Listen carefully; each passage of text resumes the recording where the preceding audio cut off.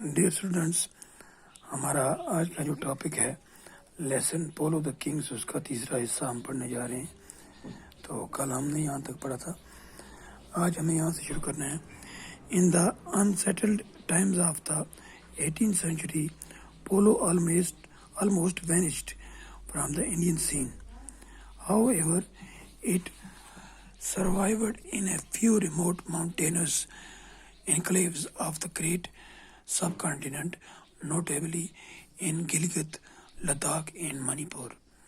Polo has been for centuries a popular sport of the rugged mountain valleys of the Karakoram Ranges, particularly in the remote and inaccessible Himalayan regions of Gilgit, Hunza, Skardu, and Kapalu in Baltistan and Ladakh. کہتے ہیں کہ 18th century کے شروع میں polo جو ہے ہندوستان میں تقریباً ختم ہو گیا، مگر ہندوستان کے کچھ پہاڑی علاقوں میں، دور دراز کے علاقوں میں یہ کھیل جو ہے بدستور قائم رہا، جیسے گلگت، لداخ اور منی پور کے جو علاقے ہیں، یہ ہندوستان کے دور دراز کے علاقے ہیں. یہاں پر صدیوں تک یہ کھیل جو ہے وہ پاپولر رہا.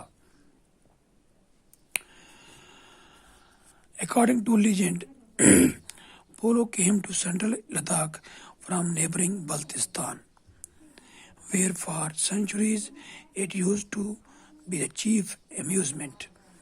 Historians date the introduction of polo in Ladakh to King Jamyang Namgyal's reign in the 16th century, who married Gayal Khatun, a princess from Baltistan.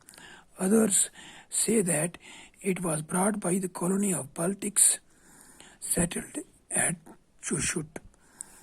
Chushut got its own polo ground, where every year on 21st March, polo is played to celebrate Nowruz.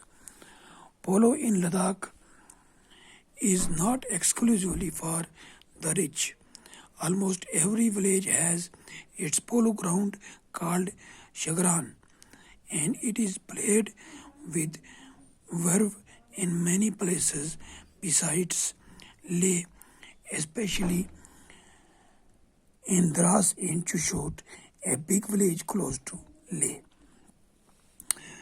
Singhe Namgyal, the king of Ladakh, laid the first royal polo ground in the Motse garden below Leh in the 17th century.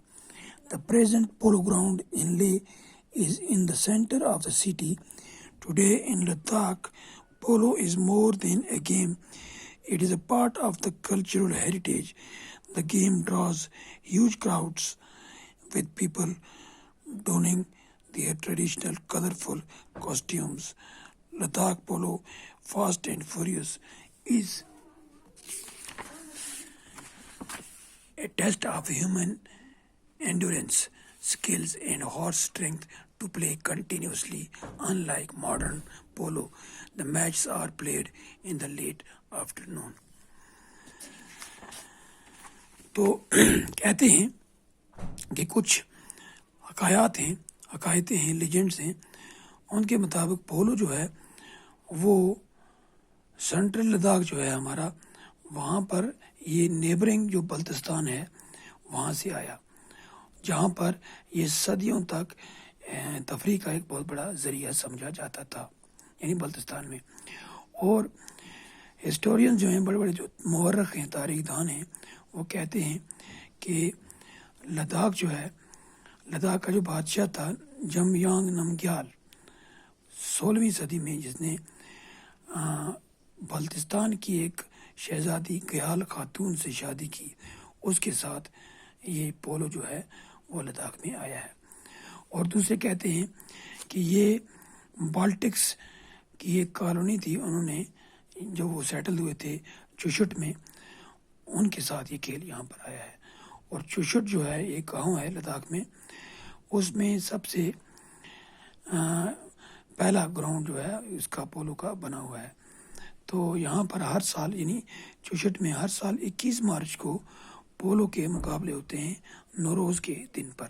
یعنی نوروز کا جو دن ہوتا ہے تہوار ہوتا ہے اس دن یہ لوگ پولو کھیل کر اس تہوار کو منایا کرتے ہیں.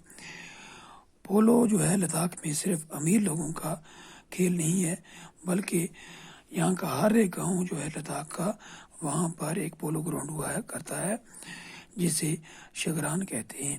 اور پولو کے سبھی علاقوں میں لداخ کے سبھی علاقوں میں یہ کھیل کھیلا جاتا ہے.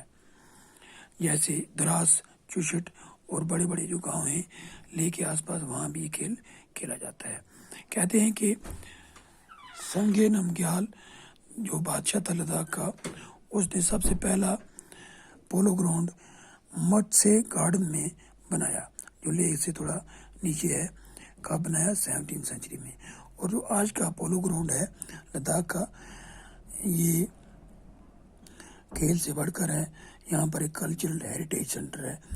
تو یہ کھیل جو ہے یہ بہت سارے کراؤڈ کو اپنی طرف کھینچتا ہے. یعنی بہت سارے تماشائین جو ہیں وہ اس کھیل کو دیکھنے آتے ہیں اور اپنے کلرفل کاسٹیومز میں.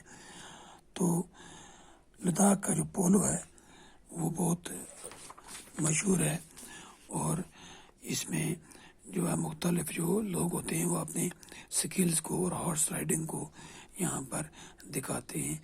تو میچز جو ہیں وہ لیٹ آفٹر نون میں ہی کھیلے جاتے ہیں. جو اس کے بعد جو ہے نیکسٹ کلاس میں ہم اسٹڈی کریں گے.